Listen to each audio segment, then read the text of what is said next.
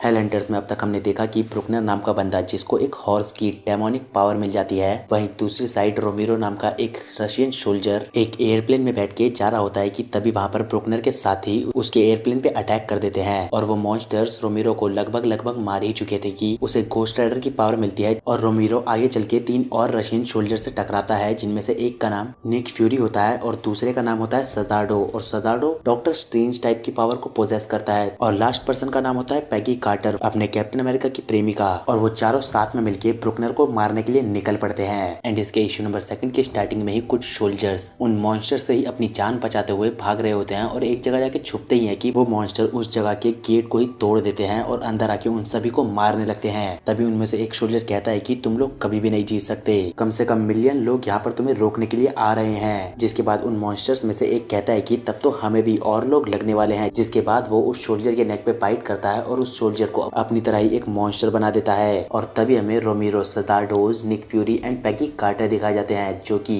एक जगह पर रुकते हैं। और तभी सजाडोज रोमिरो को अपने पास बुलाता है और उसकी स्पिरिट से उसकी बॉडी को अलग कर देता है। जिसके बाद रोमिरो उससे पूछता है कि आखिर तुमने मेरे साथ क्या किया, जिसके रिप्लाई में सजाडोज कहता है कि कुछ ऐसी चीजें हैं जो तुम नहीं सुन सकते लेकिन मैं सुन सकता हूँ। और उन चीजों ने मुझसे कहा है कि एक कर्स अर्थ की तरफ बढ़ रहा है जो कि इस पूरी अर्थ को जला के राख कर सकता है। बट पहले तो वो स्पिरिट एक ह्यूमन के शेप में थी, बट अब वो 2 में बदल चुकी है, जिसमें से एक तुम भी हो रोमिरो। किसी न किसी तरह ब्रुकनर और तुम आपस में लिंक्ड हो। और पिछले साल मैंने निक फ्यूरी और कार्टर की भी इस चीज में मदद करी थी और उन्होंने मुझसे वादा किया था कि और अगली बार जब ये होगा तो वो लोग मेरी मदद करेंगे। और सजाडोस कहता है कि अब तुम क्या करोगे, तुमने एक रिवेंज के लिए अपनी सोल को एक डीमन को बेच दिया। बट तभी उन्हें दूर कहीं से एक राइफल चलने की आवाज आती है। तभी कार्टर कहती है कि ये एक जर्मन राइफल है। और तभी कार्टर अपने टेलीस्कोप से देखने की कोशिश करती है कि आखिर ये फायर हुआ कहाँ से। जिसके बाद वो देखती है कि कुछ नाजीज हवा में फायर करते जा रहे हैं और वो चारों मिलके उसी डायरेक्शन में जाने लगते हैं जहाँ पर वो नाजीज थे। और रास्ते में कार्टर कहती है कि हमें टेंशन लेने की कोई जरूरत ही नहीं है क्योंकि हमारे पास रोमिरो है जो कि अपनी फायर को टर्न ऑन करेगा और उन सबको मार देगा। लेकिन सजाडोस कहता है कि अभी तक इसको पता ही नहीं है कि इसको अपनी पावर कैसे यूज करनी है। और बातें करते करते ही वो लोग उस जगह पे पहुंचते हैं जहाँ पर वो नाजीज थे और नाजीज उनकी तरफ भागते हुए आते हैं और उनसे बोलते हैं कि हम सरेंडर करते हैं, प्लीज इससे कहो कि हमें ना मारे। और तभी सडनली पीछे से एक बंदा उन दोनों के ऊपर जंप कर देता है और उन्हें जान से मार देता है। जिसके बाद वो बंदा कहता है कि आखिर तुम्हें इतना टाइम कैसे लग गया यहाँ आने में। एंड वो बंदा जो कि और कोई नहीं वुल्वरिन है, वो खून में लथपथ होता है और कार्टर उससे कहती है कि हमारे पास भी मत आना। और वुल्वरिन कहता है कि वैसे भी मैं यहाँ रुकने नहीं वाला। बट निक फ्यूरी उसे रोकते हुए पूछता है कि आखिर तुम इन सोल्जर्स से अकेले कैसे लड़ रहे थे। जिसके रिप्लाई में वुल्वरिन कहता है कि मेरे साथी मारे गए और कुछ चीज मुझे मारने के लिए मेरा पीछा कर रही है। एंड वुल्वरिन के बात करते करते ही उस जगह का क्लाइमेट बदलने लगता है और वहां पर वो मॉन्स्टर आ जाते हैं जो कि लोगों से बोलते हैं कि तुम्हें हमें अकेला नहीं छोड़ना चाहिए था। एंड यहाँ पर रोमिरो भी अपने आप को घोस्ट राइडर में नहीं बदल पा रहा था और लोगन कहता है कि तुम लोगों ने अब बहुत ज्यादा देर कर दी है। तभी उनमें से एक मॉन्स्टर रोमिरो पे अटैक कर देता है और रोमिरो जख्मी होकर जमीन पे गिर पड़ता है। बट बचे हुए वो चारों मिलके उन मॉन्स्टर्स पे अटैक करना स्टार्ट कर देते हैं और वुल्वरिन कहता है कि उन पे तुम्हारी गन का कोई असर नहीं होने वाला। बट सजाडोस कहता है कि तुम्हें टेंशन लेने की कोई जरूरत नहीं है, ये मेरे वेपन्स हैं और ये कोई नॉर्मल वेपन्स नहीं है। और सजाडो वुल्वरिन के वेपन को भी अपने मैजिक से उन मॉन्स्टर को मारने लायक बना देता है। जिसके बाद लोगन डायरेक्टली उन मॉन्स्टर्स पे अटैक करना स्टार्ट कर देता है। बट वो जो मॉन्स्टर्स थे वो वुल्वरिन के ही साथी थे और वो वुल्वरिन पे भारी पड़ने लगते हैं कि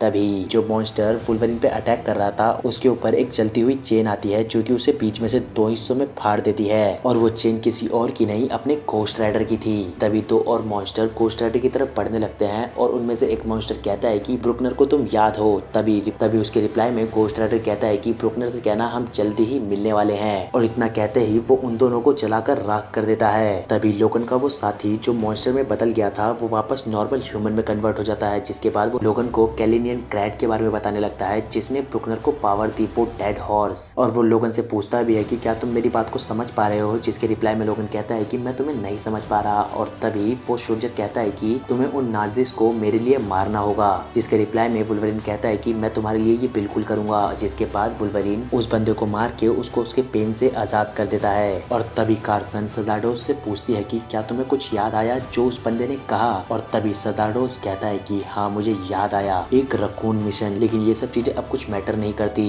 और अगर ब्रुकनर के पास वही चीज है जो मैं सोच रहा हूँ तो सब कुछ बदल चुका है। जिसके बाद सदाडो उन सब से पूछता है कि अगर तुम्हें अभी यहाँ से जाना है तो तुम जा सकते हो, क्योंकि यहाँ से चीजें और भी ज्यादा वर्स होने वाली हैं। और तभी निक फ्यूरी लोगन से कहता है कि क्या तुम हमें ज्वाइन करना पसंद करोगे, क्योंकि आगे चल के हमें और भी नाज़ीज़ को मारना है। और यहाँ दूसरी साइड ब्रुकनर को पता चल जाता है कि वो लोग उसे मारने के लिए ढूंढ रहे हैं और ब्रुकनर कहता है कि वो लोग हमारे लिए इतना बड़ा खतरा नहीं है, लोग हमारे लिए और भी वेसल्स भेज रहे हैं जो कि ह्यूमैनिटी को खत्म करने के लिए काफी होगा। और तभी हमें दिखाया जाता है बहुत सारे सोल्जर एक शिप में लोड होकर कहीं ले जाए जा रहे थे कि तभी वो लेक या फिर सी जो भी हो वो आइस में कन्वर्ट हो जाती है और उनकी शिप वहीं रुक जाती है। और जब वो देखते हैं कि उनकी तरफ क्या आ रहा है, वो लोग कहते हैं कि हमें प्रे करने की जरूरत है, क्योंकि उनकी तरफ जो चीज आ रही है वो सिर्फ नाज़ीज़ नहीं है और उनकी मौत उन मॉन्स्टर्स के रूप में उनकी तरफ धीरे धीरे पड़ रही होती है। जिसके साथ हमारा इशू नंबर 2 भी एंड हो जाता है। वेल, इसका इशू नंबर 3 मैं कल ही पोस्ट कर दूंगा। और हाँ, अगर आपको ये कॉमिक अच्छी लग रही है तो मेरे पास एक और ऐसी कॉमिक है जो कि मार्वल या फिर डीसी किसी से बिलोंग नहीं करती है, लेकिन वो एक हॉरर कॉमिक है। वैसे उसे हॉरर कहना तो सही नहीं रहेगा, लेकिन वो एक